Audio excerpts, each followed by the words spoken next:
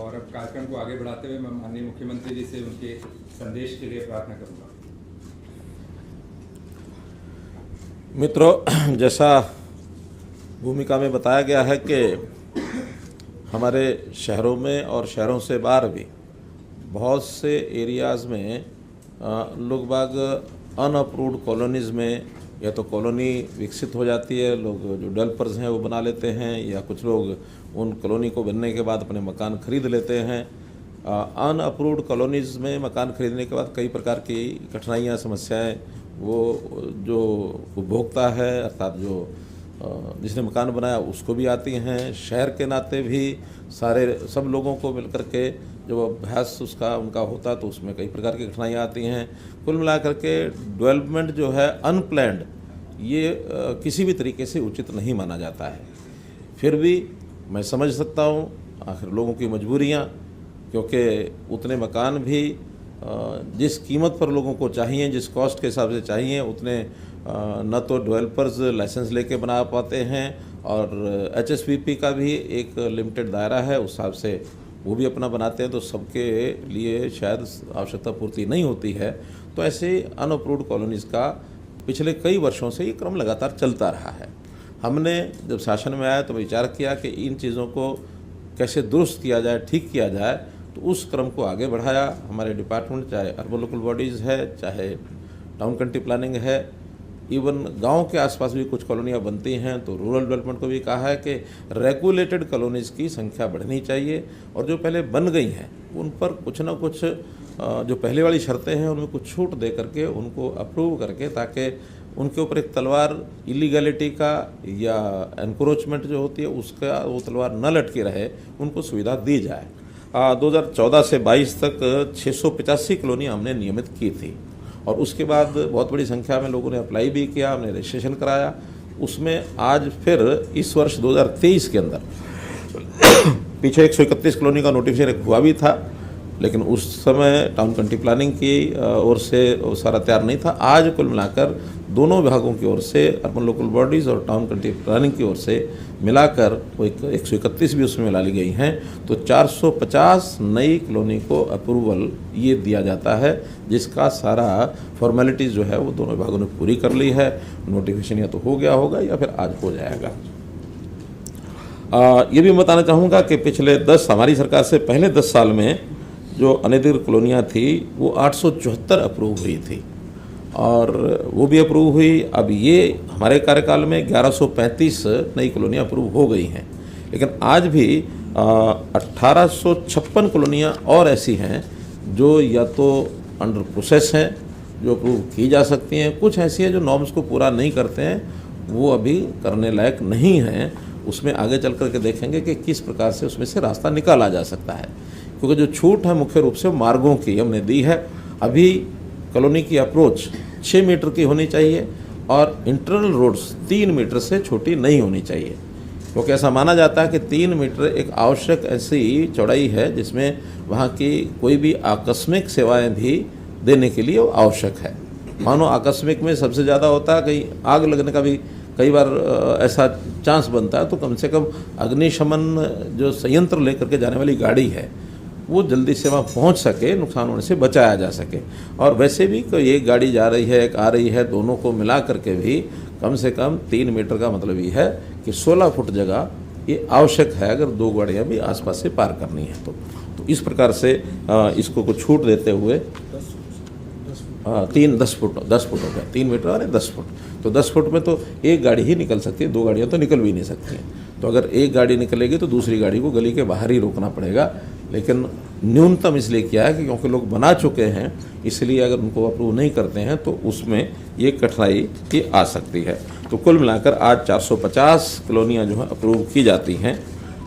हमारे यहाँ जिलानुसार भी जो आंकड़े हैं, ऐसी चाहे वो अप्रूव हुई हैं चाहे नहीं हुई हैं, शुरू से लेकर अब तक जो कॉलोनीज़ हैं उसमें अगर मैं टोटल कॉलोनीज़ की बात करता हूँ तो ये 1340 और 966, ये लगभग 2200 कॉलोनीज 2300 कॉलोनीज ऐसी हैं जिनका अप्रूवल या तो हो गया है या होना है। जो मैंने बताया इसमें बाकी भी बची हैं। जो बड़े ज़िले हैं, जो 150 से भी ज़्यादा कॉलोनियाँ जहाँ अनअप्रूव्ड थी, जिनमें कुछ हो गई, कुछ और आगे होंगी। उसमें कुछ 5-6 जिले हैं जिनका मैं नाम लेता हूँ। फरीदाबाद में ऐसी कॉलोनीज की संख्या 188 है, हिसार में 181 है, कुरुक्षेत्र में 169 है, पलवल में 201 है, सोनीपत में 162 है, यमुनानगर में 195 है। ये जब 150 से ऊपर हैं, बाकी 150 से कम भी हैं। तो आगे इसमें और भी विभाग को मैंने कहा है कि इसको जितने भी संभव हैं जल्दी से जल्दी विचार करके उसको किया जाए। टाउन कंट्री प्लानिंग की जो कॉलोनीज़ हैं पहली बार अप्रूव कर रहे हैं। इससे पहले केवल अर्बन लोकल बॉडीज़ की ही कॉलोनीज़ हैं, उनको अप्रूव किया करते थे। लेकिन जो म्यूनसिपल एरिया है और उसके बाद फिर एक जो एरिया रहता है अर्बनाइज्ड एरिया यानी controlled area, town country planning को ने जो अपनी एक सीमा बनाई हुई कंट्रोल्ड एरिया की, तो यूएलबी के एरिया के बाहर कंट्रोल्ड एरिया के अंदर जो कॉलोनीज़ हैं उसका सारा कामकाज का जो जिम्मेवारी है वो टाउन कंट्री प्लानिंग की है। तो टाउन कंट्री प्लानिंग ने वहाँ सारी शर्तें देखने के बाद उनको अप्रूव किया है और वहाँ जो भी डेवलपमेंट चार्जेस होंगे उसके बाद उसको एचआरडीए के माध्यम से वहाँ उन कॉलोनीज़ को विकसित किया जाएगा। तो इतनी जो कॉलोनीज़ हमने अप्रूव की हैं अभी, इसके ऊपर विशेष खर्चा भी, क्योंकि केवल डेवलपमेंट चार्ज से तो पूरा हो नहीं पाएगा, खर्चा ज़्यादा होता है, डेवलपमेंट चार्ज कम आते हैं। हमने इस वर्ष 500 करोड़ रुपया अपने बजट में एक स्पेशल प्रावधान ऐसी जो कॉलोनीज़ हैं उनके लिए एक प्रावधान किया है। और ये सब होने के बाद आवश्यकता पड़ेगी तो और भी करेंगे, लेकिन ऐसी जो अनडेवलप्ड कॉलोनीज़ हैं उनको डेवलपमेंट की जिम्मेदारी भी यूएलबी की और टाउन कंट्री प्लानिंग की आती है, उस नाते से हम करेंगे। टाउन कंट्री प्लानिंग जो साइज़ रखा है छोटे से छोटा, 2 एकड़ की अलग थलग जो कॉलोनी है उसको भी अप्रूव कर दिया है। 2 एकड़ से नीचे उसी कॉलोनी को अप्रूव किया गया है जो किसी ऐसी कॉलोनी पहले से बनी है उसके साथ लगती है। अप्रूव्ड कॉलोनी पहले है लेकिन उसके साथ 1-1.5 एकड़ का कोई है, उसको साथ लगती कॉलोनी को भी कर दिया है ताकि उसकी जो सेवाएं हैं रास्ते की बाकी सब पहले से अप्रूव्ड कॉलोनी के साथ वो जोड़ा जा सके।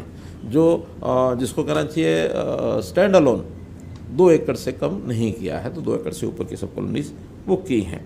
कहीं कहीं अप्रूव्ड कॉलोनीज में पहले कुछ कमियां ये रह गई थी कि बीच बीच में जो खाली प्लॉट थे उन खाली प्लॉट को भी अनअप्रूव्ड श्रेणी में माना गया था। अब उन्होंने तय किया कि किसी अप्रूव्ड कॉलोनी के अंदर कोई छोटा आइसोलेटेड एक प्लॉट अनअप्रूव्ड की श्रेणी में था, उनको भी सबको अप्रूव कर दिया है ताकि वो जो बीच बीच में अनअप्रूव्ड की श्रेणी दिखा करके और कुछ खेल भी चलते थे वो खेल सारे हमने बंद कर दिए हैं। इन सब कॉलोनीज़ को हमने कहा कि पहले तो शर्त थी कि वहाँ कोई एक रेजिडेंट वेलफेयर एसोसिएशन बना करके वो यानी अप्लाई करे। बाद में बहुत जगह पर वो बना नहीं पाए हैं और बनाई तो रजिस्टर्ड नहीं थे, तो उस शर्त को हमने ख़त्म किया कि अब कोई भी उस कॉलोनी के 5 नागरिक जिनका मकान उसमें है वो मिल करके अगर अप्लाई करते हैं तो उस कॉलोनी को रजिस्ट्रेशन मान लिया जाएगा, उसके ऊपर हम काम करेंगे। और इन कॉलोनीज़ का जो शुल्क है डेवलपमेंट चार्जेस, उसके अंदर दोनों ने विभागों ने अपना अपना अलग अलग रखा है। पहले से जो यूएलबी का है वो सीधा सीधा कि जो वहाँ का रेट है यानी कलेक्टर रेट, उस कलेक्टर रेट का 5% जो है डेवलपमेंट चार्ज जब भी उनकी कोई रजिस्ट्री होती है, कोई इंतकाल होता है या कोई और उनको ज़रूरत पड़ती है, उसी समय वो जमा करा सकते हैं। पहले चाहें तो पहले भी करा सकते हैं, करा मना नहीं है, बल्कि पहले कराने का एक लाभ ये भी होता है कि आज की दर के ऊपर 5% को देना होगा। मान लो अगर वो देर करते हैं और बाद में वो कलेक्टर रेट बढ़ जाता है तो फिर बढ़े हुए दर के हिसाब से देना पड़ेगा। तो इसलिए ये जो कलेक्टर रेट है इसकी संभावना साल दर साल बदलने रहने की होती है, तो बदलने का वजन आगे न पड़े, इसलिए मैं तो अपील यही करूँगा कि जितना जल्दी हो सके उस डेवलपमेंट चार्ज को जमा कराएं ताकि उनका जो बोझ है वो समाप्त हो जाए। फिर भी अगर कोई नहीं कर सकता तो बाद में भी करना चाहे कर सकता है, लेकिन जो ट्रांजैक्शन कोई होती है तो उसके समय उसको जो किया जाएगा।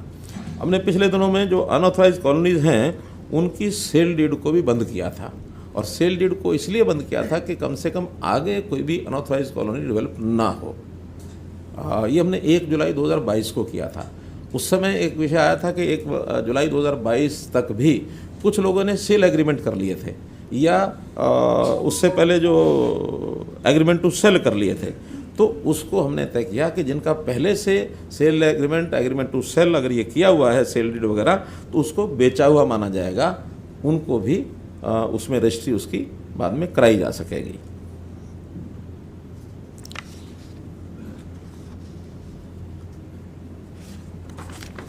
कुल मिलाकर आज के संदर्भ में जितनी हमने सुविधाएं दी हैं वो आपको मैंने बताई हैं। अब इस संबंध में विधिवत इसका वहाँ लोकल बता दें। हाँ, हम यहाँ पर आपको जिला अनुसार उसका एक मैप दिखाएंगे कि किस ज़िले में किस शहर में क्या स्थिति है, और इसी दौरान यहाँ के कार्यक्रम से मैं जो हर स्थान पर आज हमने कॉलोनी के हिसाब से या कहीं कहीं नगर के हिसाब से वहाँ पर ये सारा कार्यक्रम चल रहा है, तो उन नगरों में या उन जिला केंद्रों में उस ज़िले की अथवा उस निगर की कॉलोनीज़ वहाँ के स्थानीय जो आयोजक हैं उसको दिखा सकेंगे। और अब हम वहाँ से डिस्कनेक्ट होकर के आपके सामने पूरे जो प्रदेश का ये जो नक्शा है ये आपके सामने रखेंगे। तो इसी के साथ मैं जो लोग ऑनलाइन जुड़े हैं उन लोगों का आभार करते हुए और यहाँ उनको डिस्कनेक्ट करने के लिए मैं कहता हूँ। और अब ये जो जिला अनुसार इसका एक स्लाइड है वो दिखा दीजिए। सोनीपत डिस्ट्रिक्ट है सर, जिसमें कि सोनीपत जिला जिसके अंदर गोहाना, गन्नौर, सोनीपत और खरखोदा, इन चारों में ये जो ग्रीन कलर किया हुआ है ये कॉलोनीज तो पहले से अप्रूव हैं, और जो येलो कलर किया है, किसी एक नगर को ज़रा एनालाइज करो। सोनीपत को बोल रहे हैं सर। हाँ, ये जो येलो किया है ये आज अप्रूव किया है, और जो रेड है ये अभी अनअप्रूव्ड है, अभी इसमें नहीं किया है, इसका सारा सर्वे चल रहा है, आगे आने वाले समय में इनको भी अप्रूव करेंगे। और ये जो ग्रीन एरिया है ये एग्रीकल्चर लैंड है, यहाँ पर आगे किसी प्रकार की अनऑथराइज कॉलोनी बनाना ये वर्जित है। उस पर हमारा टाउन कंट्री प्लानिंग डिपार्टमेंट थोड़ा उसको इम्प्लीमेंट करेगा कि यहाँ कोई कॉलोनी और नई न बने, और नई योजना में जिसको भी कॉलोनी बनानी है वो अप्लाई करेंगे। तो उसके लिए पहले ही हमने एक दीनदयाल उपाध्याय आवास योजना जो लागू की थी उसके अंदर बहुत कम ईडीसी का या बाकी खर्चे कम करके किए थे, और भी डिपार्टमेंट इसके अलावा कुछ सस्ती कॉलोनीज बन चाहे कम खर्चे से, तो ऐसा कोई प्रावधान करने के लिए मैंने कहा है ताकि गरीब व्यक्तियों को और मकान सुविधा से मिलें। सरकारी तौर पर हमने ये भी विचार किया कि हर ज़िले में 5000 मकान आवश्यकता के हिसाब से, कहीं कम होंगे कहीं ज़्यादा होंगे, 1 लाख नए मकान बनाने का भी हमारा प्रावधान चल रहा है। उसमें HSPP कुछ उनके पास ज़मीनें हैं उसके ऊपर, और वो प्रयत्न कर रहे हैं ताकि उसको हम आगे लागू कर सकें। हाँ, हाँ, लोकल डिस्कनेक्ट करो। अब मैं अनुरोध करूंगा सभी जिलों से कि कार्यक्रम के अगले चरण में जो लोकल नक्शे हैं और जो हमारे परिवार वहाँ इकट्ठे हुए हैं शहरी क्षेत्रों के, तो सभी DMCs वो लोकल नक्शे वहाँ सबको दिखाएं कि कौन सी कॉलोनियाँ डिटेल में अधिकृत हुई हैं, ताकि इसकी विस्तृत जानकारी लोगों को मिल सके। और अब हम यहाँ से इस कार्यक्रम को समाप्त करते हैं। मैं माननीय मुख्यमंत्री जी का बहुत बहुत हार्दिक धन्यवाद करता हूँ। नहीं, आज किस जिले में कितनी कॉलोनी है ये बताना है। आज में फरीदाबाद में 59, फतेहाबाद में 16, गुरुग्राम में 3, हिसार में 20, झज्जर में 25, कैथल में 30, आपको सब लिखित मिलेगा, करनाल में 2, कुरुक्षेत्र में 25, नूह में 35, पलवल में 31, पानीपत में 22, रेवाड़ी में 14, रोहतक में 32, सिरसा में 9, सोनीपत में 35, और सबसे ज़्यादा है यमुनानगर में 92, 92।